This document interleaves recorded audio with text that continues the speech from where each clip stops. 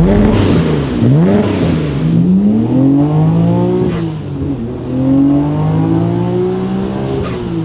seeing this badging, I'm gonna guess that somebody has been in there and done some fun stuff in a good way.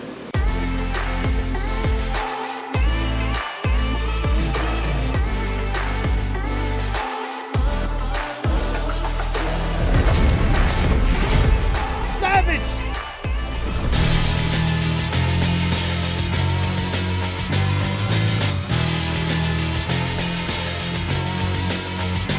Hey, Savage people, we are here at Porsche Bethesda.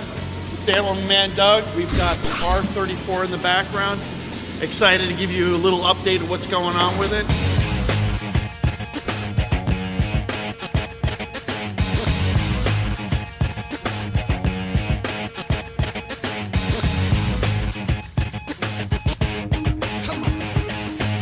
So, we had a little bit of an issue in the beginning with the windows. That's the funny thing. So one day I put the windows down and one day the windows never went back up. And I had a bunch of people, all, you know, JDM guys looking at it, couldn't figure out what was going on. Doug gets the car and 15 minutes later I get a video of the windows going up and down. And what happened exactly?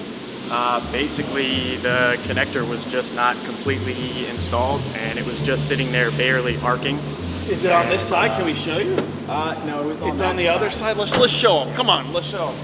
This is one of those moments where I laugh and go, oh, we couldn't plan this. Bunch of car guys, you know, we sound like we've never even picked up a wrench. Yeah, basically took the door panel off and right underneath this panel right here, there's just a big connector and it was just, you know, it's not as bad as I thought. Okay, it's not like it was just laying there. Oh, no. Oh, all right, so we're a little cooler than we thought. That was this one. Oh, all right, well, that's fine. I didn't care about that anyway. But that's funny. Yep. That's really So funny. it was literally like a plug that was right there. Yeah, it just it was wasn't right clicked here. in all the way? Yeah, so basically, you know, you could hit a bump and it would open up. And then you Okay. probably hit another bump and it would go back in. And let me guess, I have a 94 Ultima, Yeah. which has the same, like the trunk release Yeah, as this car. Let me guess, it's like an old plastic, Yep. like degraded. Yeah, connector. I have S14s and Okay, yeah, it's like the same. Yep. It's all the same parts bin of Nissan. this right here is like, you know, the same in my car and Yep, that's the one I have in my Ultima. yeah. It's just mine has a chrome trim on it. So some of the other things that we have an original Japanese carbon wheel coming for this. I ordered it. Thank you, Green Desire. Appreciate it, man, very much. He's hooking us up with that. And we got a couple other newer parts coming in, all ordered from Japan overnight. And we are going to rock this car. This thing's gonna be insane. We got a little bit more work to do to it. Next, it's gonna go over to get paint protection, all American, and it's also gonna get a little bit of, it's gonna get expel, and definitely, but we're also gonna do a little actual painting to get some of the chips that are in the front. They never expel wrapped it, they never, you know, protected the front, which is strange, but we're gonna fix it, make it right. So I have no idea how much horsepower this thing makes, but my guess is it's in the 400s. I think it's a nice, healthy engine. I've driven it, but what do you think? Yeah, I mean, I definitely think it's a solid 450, somewhere around there. What were And they that would rated be, for? So 276 was the gentleman's agreement, and basically they were not 276 or anything Wait, like that. is it sort of like the same gentleman's agreement there were with motorcycles and like, was it the late 90s? And McLarens. Wait, there's a gentleman's agreement with McLaren? Well, of course, McLaren says that they're supposed to, you know, if anything, you take 15% of what the horsepower is rated at the crank to get to the wheel.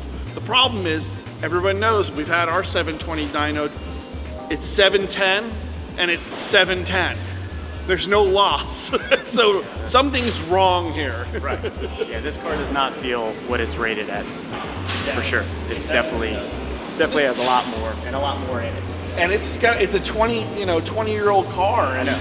And it just, every day I see it, it stands and goes bang. You know, it just really.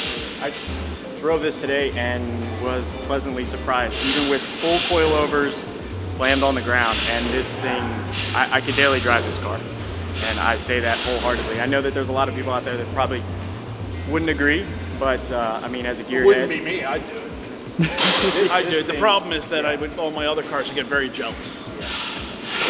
They talk to you. They talk to me. They tell me what to drive every day. This thing was super cool. I mean, seriously, I was like, how is Not this quite thing? the Rolls, but it's badass. The Rolls is badass too. You know, a millimeter off the ground, I was definitely surprised. Yeah, for we sure. called it. This is definitely a scraper car too, without a doubt. I mean, it's got, and they even have an additional lip you can put on the front too. For I think it's. Well, we gotta take a look. Yeah, so they have this has the Nismo type front lip, but I think there's one that even has an additional lip down below it. Like, how do you look at this? Right, I know. This is I can't even put This my, is 3 fingers off the ground. That is a low car. Yeah, It's very low. So here, let's pop the hood and give you a little bit of little teaser here.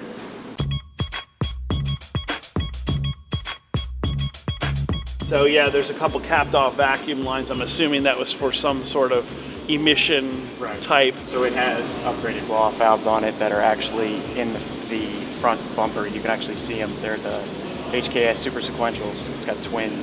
Right. And I'm sure when they installed that along with the boost controller that you got right here, you know, I'm sure that they just did that. Boy, does that sound good though, when it just that It blow-off echoes. valve.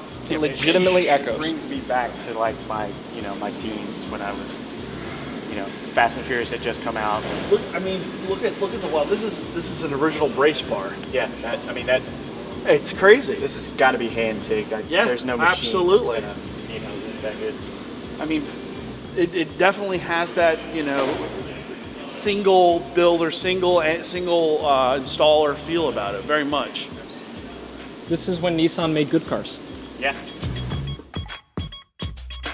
This, because of this sticker, I'm gonna guess that it was, you know, like factory done by somebody. What do you mean Gener- factory done? Like So a like shop or Nismo would take some of the cars and they would basically take apart the motor and they would do like a Nismo oil pump, Nismo water pump. Oh, I didn't know that at all. Don't know. By seeing this badging, I'm gonna guess that somebody has been in there and done some fun stuff in a good way. But yeah, so factory It's almost twins. like a factory tune. Yeah, so basically kind of like either a GT3 or a GT3 RS. You know, you get a little bit more Sure. valve train. These cars actually come with individual throttle bodies from the factory. The RB26s, the RB25s have a single throttle. RB26s, you have individual butterflies on all of them. That's why you have this bar that goes across, kind of like M3s, you know, where it has the individual throttle blade or the individual butterfly on each runner. And this is like very true to the time with the, you know, the mushroom style filters. Oh yeah. Absolutely. So, but yeah, so you got twin intakes for twin, you know, turbos, twin inlets for the, you know, the intercooler, and this thing has titanium thready catback, and then it definitely has some sort of downpipe. I mean, it's full exhaust, but it's titanium, it's super light. You can knock on it, and it makes a certain, you know, note. A ting? Yeah, it has like it doesn't ting like, you know, like a stainless. You know, it definitely has a certain note to it. You can't even get a Greddy exhaust anymore for these cars, can you? No, probably not. I mean, it would be secondhand. Sure. One of the best things out here is the original Japanese registration. To buy these, they're impossible. You can't even get them. And this car, this is its original registration. So this is very special. Obviously, God forbid somebody scratches off these stickers, I'll kill them. But they're staying right where they are. It's just such a unique, you know, piece of history of the car. So, and for it's an you know, original 60-kilometer car, about 40,000 miles. It's amazing. Basically, in Japan, at the time of, you know, the era of this car, there was a gentleman's agreement for about 276. It was the Evos, you know, Skylines, everything of that, you know, Supras had about 276, even though they were all detuned. And it was just because all the manufacturers didn't want to have to compete and, you know, one-up each other. It was just a gentleman's agreement to, you know, basically have a similar power level, so nobody was sticking out like a sore thumb, I guess. Anything for insurance purposes, or You know, I would imagine they could be. The 'Cause- motorcycle world, I knew, wasn't it something also because the bikes were just getting too fast? Yeah. So they were just like, Yeah, you know, there's we a don't want it whole- to get any right. faster. Well, I mean, enough. if they go and Yeah. look up a 276 That horsepower actually car, is the other thing too. I want to say, insurance. yeah, because that they you couldn't actually insure 'em. pay is like, you know, like 300, 400, and they pay per. Oh yeah, oh definitely. I can know this so- because I have very high horsepower cars, So then there you go. and yeah, I Yeah, I mean, know different municipalities, you have to pay different. You know, I know like in Italy, you know you have to pay a crazy tax on you know, supercars and stuff like that. gentleman's agreement Right. is a handshake. Exactly. Okay, just like, you know, hey, gentleman's agreement, you shake on something and not have to bet money. So it's a gentleman's agreement that no one would go over a 276 horsepower, whatever the number may be, but everybody did. Right. And that's the funny. And that's why these cars are icons, and that's why they're on, you know, Gran Turismo and going crazy and all that stuff. Go for it.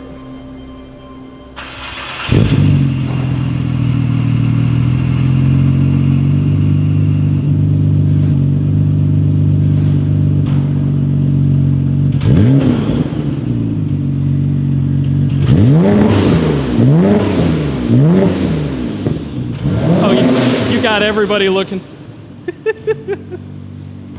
That is the sound of Having early 2000s nostalgia right there. Oh yeah, it's like Nintendo. it's great. There you go. Ta-da! Wait. Ta-da! Look at that. What was it in Ace Ventura when he's like out the windows going, oh!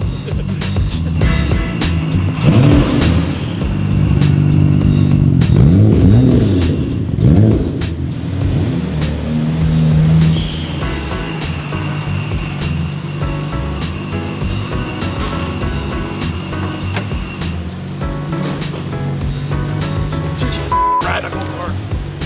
It's phenomenal. Yeah, it really is.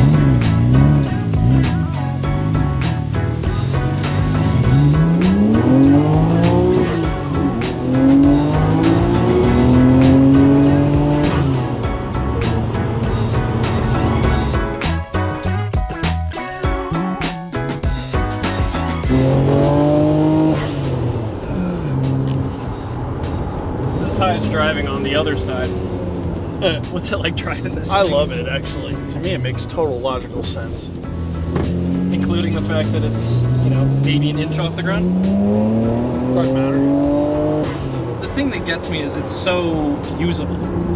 Yeah, just I mean, feels extremely usable. I mean, Doug made a good point. It's very everyday. I mean, it is a Nissan, after all, and you know, I mean, granted, it is 3 fingers off the ground, and it's on the wrong side of the wheel technically, and it's, you know, got a ridiculous turbocharged twin turbos, but otherwise, it's just perfect.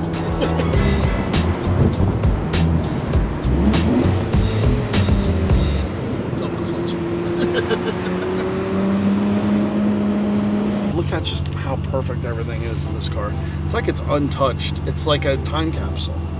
It truly is. It's perfectly period correct, but not so much to the point where you don't want to drive it. Right. know? Oh, absolutely. I mean, other than some throttle management controls and other than that, I mean, everything's original and stock. Oh, look at that. That's cool. Power band. It's crazy to think this was in the 90s, that this was designed and someone coded this and came up with late this. 90s. Sure. Think about that. I mean, people go goo goo gaga over that on newer cars. You know? Nissan was so ahead of the time with this car.